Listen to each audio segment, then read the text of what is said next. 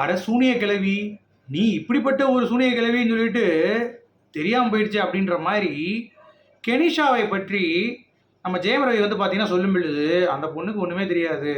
நான் வந்து என்ன ஹீல் பண்ணிக்கிறதுக்கு தான் அந்த பொண்ணுகிட்ட போனேன் அப்படின்ற மாதிரி வந்து சொல்லியிருந்தாரு. நம்மளும் வந்து சரி பாவம் கெனிஷா வந்து பார்த்தீங்கன்னா ஆர்த்தி ரொம்ப டார்ச்சர் பண்ணுறாங்க போல, கெனிஷா கிட்ட போய் அவங்க வந்து கொஞ்சம் ஹீலிங் பண்ணுறேன் அப்படின்னு சொல்லிட்டு ஸோ ஜெயம் ரவி அவர்கள் வந்து பார்த்தீங்க அப்படின்னா ஒரு லெவலுக்கு மனசளவில் கம்ஃபர்ட்டாக இருப்பார் அப்படின்னு நினச்சிட்டு இருந்தா ஒரு புது பூகம்பத்தை வந்து பார்த்தீங்கன்னா நம்ம கெனிஷாவுடைய கன்சர்ட் வந்து பண்ணவங்க மெர்லின் அப்படின்றவங்க கம்ப்ளைண்ட் பண்ணியிருக்காங்க.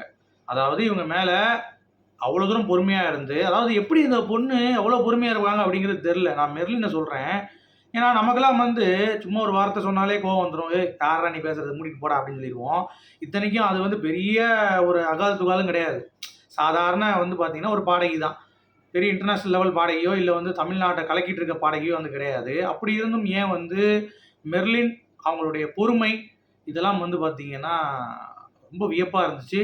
அதை பற்றி தான் இந்த வீடியோவில் பேச போகிறோம். அது மட்டும் இல்லாமல் ஜெயம் ரவி ஒரு விபரீத முடிவு எடுத்திருக்காரு அப்படின்ற மாதிரி அப்டேட்டு. அது என்ன அப்படிங்கிறத பற்றியும் இந்த வீடியோவில் நம்ம பார்க்க போகிறோம். ஆனால் கர்மா கண்டிப்பாக சொல்கிறேன், நீங்கள் ஒன்று பண்ணீங்கன்னா உங்களுக்கு பல மடங்கு திருப்பி ரிப்பீட் அடிக்கும் அப்படிங்கிறத தெள்ளத்திலேயோ புரிஞ்சுக்கோங்க. அது யாராக இருந்தாலும் சரி, எந்த சூழ்நிலையும் இருந்தாலும் சரி, உங்களுக்கான கர்மா வந்து உங்களுக்கு அடிச்சே தீரும் அப்படிங்கிறத நீங்கள் மறந்துடாதீங்க. சரி, வீடியோக்குள்ளே போகிறதுக்கு முன்னாடி நம்ம சேனல் நீங்கள் புதுசாக இருந்தீங்க இல்லை சப்ஸ்கிரைப் பண்ணாமல் இருந்தீங்க அப்படின்னா கண்டிப்பாக சப்ஸ்கிரைப் பண்ணி ஆதரவு கொடுங்க. வீடியோ மறக்காமல் ஒரு லைக்கை போட்டுக்கோங்க. இப்போ நம்ம வீடியோக்குள்ளே போகலாம். ஆனால் கெனிஷா, உங்களுக்குலாம் என்ன அதுப்பு? ஒருத்தன் வந்து கிடச்சிட்டா போதுமே, மேலே ஏறி வந்து பார்த்தீங்கன்னா மிளகா அரைச்சிடுவீங்க அப்படின்ற மாதிரி தான் சொல்லணும். ஏன்னா கெனிஷா வந்து பார்த்தீங்கன்னா யாருமே நம்மளை பற்றி பேசினா திருப்பி வந்து பேசிடக்கூடாது. இப்போது சிலம்பரசனாக இருக்கட்டும், தனுஷா இருக்கட்டும், இல்லை ஏகப்பட்ட நடிகர்கள் வந்து இருக்காங்க. அவங்ககிட்டலாம் வந்து இந்த மாதிரி பப்பு வேகாது. போய் நின்றுட்டு இந்த மாதிரி பண்ணிட்டு இருந்தாங்கன்னா போ அப்படின்னு சொல்லிட்டு வந்து விரட்டி விட்ருவாங்க. இவங்க வந்து ஜெயம் ரவியை சூஸ் பண்ணதுக்கான காரணம், அதாவது ரவிமோகன் நான் ஏன் சொல்லலை அப்படின்னா ஜெயம் ரவி தான் அழகு.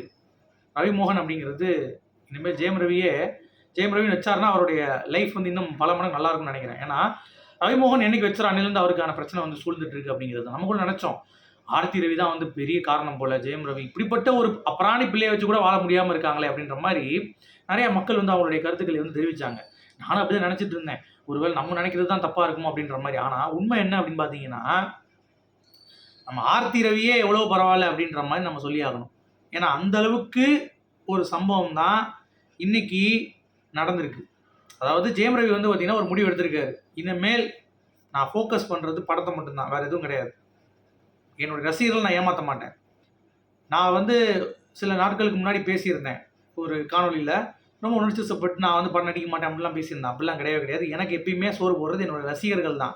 அதனால் என் ரசிகர்களுக்காக இனிமேல் நான் இருப்பேன். எனக்கு கெனிசாவும் வேணாம், திரிசாவும் வேணாம், எவ்வளோ வேணாம், நான் என்னுடைய பாதையை நோக்கி போகிறேன் அப்படின்ற மாதிரி வந்து ஓப்பனாக உடச்சிட்டார். இது போதுமே, அதுதாங்க வேணும் மக்களுக்கு.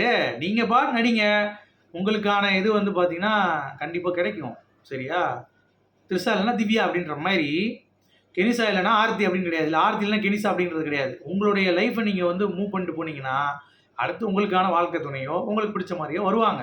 அதை விட்டு ஒரு சூனியக்காரி முன்னாடி போயிட்டு உங்களுடைய லைஃப்பை தொலைச்சிக்காதீங்க அப்படின்னு தான் சொல்ல தோணுது. அதனால் வந்து இவ்வளோ ஹார்ஷாக பேசுகிறேன் அப்படின்னா அவங்க பண்ண நடவடிக்கை நீங்கள் பார்த்துருப்பீங்க. ஒரு இன்டர்வியூ மெர்லின் அப்படின்றவங்க இந்த அம்மாவை பெரிய செலிபிரிட்டின்னு நினச்சி, அதாவது எந்த சினிக்கே வக்கு இல்லையா அவனுக்கு 9 பொண்டாட்டி கேட்குதா அப்படின்ற மாதிரி நீங்கள் பழமொழி கேள்விப்பட்டிருப்பீங்கல்ல, அதே மாதிரி தான் இங்கேயும். இவெல்லாம் யாருமா சிங்கரா அப்படின்ற மாதிரி நம்மளே வந்து கேட்பாங்க. வெளியே ஏதாவது கூட்டு போனீங்கன்னா கெனிசாவோட போட்டோ காமிச்சிங்கன்னா இவங்க சிங்கரா அப்படின்னு சொல்லி பார்க்குறப்ப என்னப்பா அது பார்க்க ஆங்கிலோ இண்டியன் மாதிரி இருக்குது, இல்லை ஏதாவது வந்து பார்த்தீங்கன்னா ஏதாவது சூனிய பொம்மை அப்படின்ற மாதிரி தான் கேட்பாங்க நீங்கள் மொதல் ஃபோட்டோவை பார்த்தீங்கன்னா. ஆனால் இவங்களே செலிபிரிட்டின்னு நம்பி நம்ம மெர்லினை வந்து கண்டிப்பாக பாராட்டி ஆகணும், எல்லாம் கைத்தட்டிருங்க. ஏன்னா அந்தளவுக்கு அந்த பொண்ணு வந்து பார்த்தீங்கன்னா வெகுளியாக இருந்திருக்கு. இவங்களை நம்பி இவங்களுக்கு ஒரு வாய்ப்பு கொடுக்குறேன்னு சொல்லிட்டு கன்சர்ட்டுக்கு வந்து ரெடி பண்ணி 9 லட்சம் பேமெண்ட்டான். ஷாராவிங்க அப்படின்ற மாதிரி இருந்துச்சு. ஓகே, கூப்பிட்ருக்காங்க. இவங்களும் வரேன்னு வந்துட்டு இந்த அம்மா வந்து பார்த்தீங்கன்னா நான் ஸ்பிரிச்சுவல் ஹீலிங் பண்ணுறேன்னு சொல்லிட்டு அவங்களுடைய பர்சனல் லைஃப் இருக்கும்ல அதை பற்றி பேசி கொஞ்சம் மைலேஜ் எடுத்துருக்கு. அப்போவே இவங்களுக்கு மெர்லின் ஒரு டவுட், ஐயோ நான் நம்மளுடைய பர்சனல்லாம் பேசுகிறாள் எப்படிறாங்கன்னொடனே அது என்னுடைய சக்தி, வாயில் லிப்பெல்லாம் கட் பண்ணிவிட்டு எனக்கு ரத்தம் வருது, நான் வந்து எதுவும் காசு வாங்காமல் பண்ணக்கூடாது அப்படின்னு சொல்லிட்டு. அதாவது பிச்சை எடுக்கிறதுக்கு இது ஒரு நவீனமான டெக்னிக். இந்த மாதிரி வந்து பிச்சை எடுத்துட்டு காசு 1 லட்ச ரூபா கொடு அப்படின்னு சொல்லிட்டு காசு இருக்குன்னு தெரிஞ்சிருச்சு உடனே கறக்கிறதுக்கு என்னென்ன பண்ணலாம்னு சொல்லி பிளான் பண்ணியிருக்காங்க. ஒரு கட்டத்துக்கு மேலே மீட் பண்ணி இவங்க துபாய்க்கு போய் ஒரு பிரச்சனை ஏற்பட்டு அங்கே இந்த இவங்க வரலன்னு சொல்லிட்டாங்கல்ல அந்த அப்பாயின்மெண்ட்டுக்கு. அதான் சூனிய கிளவி வந்து அப்பாயின்மெண்ட் பார்த்து நீ என்ன அப்படின்னு சொல்லி சூனியம் பண்ணும். அந்த அப்பாயின்மெண்ட்டுக்கு வரலன்னு சொல்லி மெர்லின் தப்பிச்சிட்டாங்க.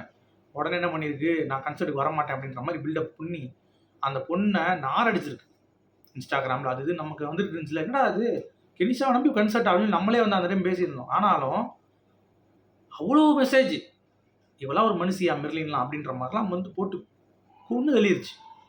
மெர்லின் வந்து பார்த்தீங்கன்னா, தெய்வமே நீ எங்கே இருக்க, உன்னை கையெடுத்து கும்பிடணும். ஏன்னா அவங்கள பற்றி பேசி, அவங்க ப்ரொஃபஷனை பற்றி பேசி, அவங்க பிள்ளைங்களை பற்றி பேசி, அப்பயும் வந்து ஒன்றும் பண்ணாமல் கையை கட்டிட்டு இந்த அம்மா வந்து உட்காந்துருந்தாங்களாம் மெர்லின். ஏம்மா இதுவெல்லாம் ஒரு மூஞ்சின்னு சொல்லிட்டு நீங்கள் உட்காந்து விட ஏன் சூனியங்களையும் பண்ணி ஏதாவது பண்ணிடுவாளோன்னு சொல்லி பயந்துட்டீங்களோ? எனக்கு என்னமோ அப்படி தான் தோணுச்சு. இறங்கி அங்கேயே வந்து நீ எல்லாம் ஒரு மூஞ்சி, அதாவது சந்தான மாதிரி கலாச்சிருக்கணும். இதுவே என்னடா அது அப்படின்ற மாதிரி. நீ எல்லாம் ஒன்றுலாம் ஒரு ஆள் மதிச்சு கூப்பிட்ட மாதிரி என்ன நான் செருப்பு அடிச்சுன்னு சொல்லி அடிச்சுட்டு போயிருந்தீங்கன்னா அவளுக்கு ஒரு செருப்படியாக இருந்திருக்கும். அதை விட்டு நீங்கள் வந்து பார்த்தீங்கன்னா அவங்க என்னமோ பெரிய செலிபிரிட்டி மாதிரியும், அதாவது ரவிமோகன் வந்து அடுத்து ஃபோன் பண்ணி கேட்டாராம், நீங்கள் சுமூகம் முடிச்சிருங்க, இவங்க கன்சர்ட்டை கேன்சல் பண்ணிட்டாங்களாம். இவங்க பெரிய பருப்பு கன்சர்ட்டை கேன்சல் பண்ணுற வரைக்கும் இந்த அம்மா பாடுறதே வந்து பார்த்தீங்கன்னா அப்படி தான் இருக்கும். ஒரு பெரிய பெரிய டேலண்ட் வெங்காயம் கிடையாது. சும்மா உட்காந்து இளவு வீட்டில் வந்து பார்த்தீங்கன்னா நாய் கத்துற மாதிரி கத்தி நடக்கும். அதை ஒரு செலிபிரிட்டி நினச்சி இந்த அம்மா வந்து பார்த்தீங்கன்னா ஏமாந்துட்டு சரி ரவிமோகனுக்காக வரேன்னு சொல்லிட்டு உள்ளே வந்து அவங்க 2 பேர் வந்து ரூம் போட்டு ஒன்றா தங்கியிருக்காங்க. எவ்வளோ கேவலம். இவங்க ரூம் போட்டு கொடுத்தா பெருமையாக பேசிகிட்டு இருக்கேன், எக்ஸிக்யூட்டிவ் ரூம் போட்டு கொடுத்தேன் அப்படின்ட்டு. யாருக்கு? ஜெயம் ரவிக்கும் கெனிஷாவும். யாரா நீங்களாம் அப்படின்ற மாதிரி ஒரே ரூமில் இருந்தாங்க நாங்களாம். ரொம்ப முக்கியம். ஏன் கூட விளக்கு வச்சுட்டு நிற்க வேண்டியதான மெர்லின் நீங்கள்? கேவலமாக இல்லை. ஆக்சுவலி இவங்க செலிபிரிட்டி நினச்சதே அவங்க பெரிய தப்பு. சரி ரவிமோகனுக்காக கூப்பிட்டீங்க ரைட்டு, அதுக்கடுத்து அவங்கள வந்து வரமாட்டேன்னு சொல்லி போட்டு இன்ஸ்டாகிராமில் திருப்பி வரேன்னு சொல்லிட்டு போய் சட்டையை பிடிச்சாலாம், நெத்தியில் கை வச்சாலாம், அடிக்க போயிட்டாலாம், பொண்ணுங்களை பேசினாலாம், இந்த தொழில் பண்ணுற அந்த தொழில் பண்ணுற, நீ தொழில் பண்ணி தான் வந்திருக்கேன்னு சொல்லியிருக்காலாம். அப்படிப்பட்ட ஒரு பொம்பளைய நீங்கள் விட்டு வந்திருக்கீங்க பார்த்தீங்களா? உங்களை வேறு பாடி ஷேமிங் பண்ணியிருக்காங்க. உன் மூஞ்சி இப்படி இருக்குது, உன் வாயில் கப்படிக்குது அப்படின்னு சொல்லிட்டு. ஏம்மா இப்படி இருக்கீங்க? இப்படி வெகுலியாக இருக்காதீங்கம்மா. விட்டுச்சு என்னடி நீ அப்படின்னு சொல்லி 4 எகிருந்தீங்கன்னா அவள் வந்து பார்த்தீங்கன்னா திண்டுக்கல் பக்கம் தூத்துட்டு போய் ஓடிருப்பா. அதை விட்டு வந்து பார்த்தீங்கன்னா இந்த மாதிரி வந்து பேசுனது அப்படிங்கிறது நிஜமாக என் மனசு ரொம்ப வருத்தமாக இருந்தது. ஸோ கர்மா சும்மா விடாது. இதுக்கு நல்லா கமெண்ட்ஸ் வந்து பார்த்தீங்கன்னா ஜெயம் ரவி இப்படிப்பட்டவனா, அந்த டைமில் அந்த பொண்ணை அவ்வளோ தூரம் அடிக்கிறப்ப அவன் எதுக்கு மிச்சர் சாப்பிட்டு இருந்தான் தட்டை வச்சுக்கிட்டு அப்படின்ற மாதிரி நிறைய பேர் வந்து கமெண்ட். ஜெயம் ரவி வந்து மிச்சர் சாப்பிட்டு இருந்தாராம் எதுவும் கேட்காம, நீ எதுக்கு அப்படி கேட்குறன்னு சொல்லி பேசவே இல்லையா. அப்போ எப்படிப்பட்ட ஆளும் பாருங்கள். இப்போ இதெல்லாம் கர்மா தான், இவங்க சேர்க்குற கர்மா இவங்களுக்கு அடிக்குங்க. அது சரியா? அது தெரிய மாட்டேங்குது, இதுங்க பாட்டு பேசிகிட்டு இருக்குங்க. ஓகே, ஸோ என்னை பொறுத்த வரைக்கும் இப்போ ஜெயம் ரவி முடிவு எடுத்திருக்காருல்ல, அதில் ரொம்ப சாலிடாக இருந்தாருன்னா மக்களுக்கு அவரோட ரசிகர்கள் என்ன வேணும், ஜெயம் ரவி எப்படி இருப்பார், கலகலன்னு இருப்பாருப்பா அந்த மனுஷன் அப்படின்றத பார்க்கணுன்னு தான் ஆசைப்பட்றாங்க. ஸோ அதனால் கண்டிப்பாக சூனியக்காரி வேண்டாம். ஜெயம் ரவி அவர்களே ஒரு ரெக்வஸ்ட் தான், வேணா ஆர்த்தி ரவிகிட்ட பேசி உங்கள் பசங்க இருக்காங்க, ஜாலியாக லைஃப் என்ஜாய் பண்ணுங்கள் தலைவா, படத்தில் நடிங்க, ஜாலியாக இருங்க, அவ்வளோதான். அதை விட்டுட்டு உங்களையும் பிளாக் மேஜிக் பண்ணியிருக்காங்களோ அப்படின்ற மாதிரியான எண்ணங்கள் நமக்கு வருது. ஸோ நீங்கள் இதை எப்படி பார்க்குறீங்க அப்படிங்கிறத கமெண்ட் செக்ஷன் சொல்லுங்கள். ஜெயம் ரவி எடுத்த முடிவுக்கு ஹேட்ஸ் ஆஃப். மீண்டும் சந்திப்போம்.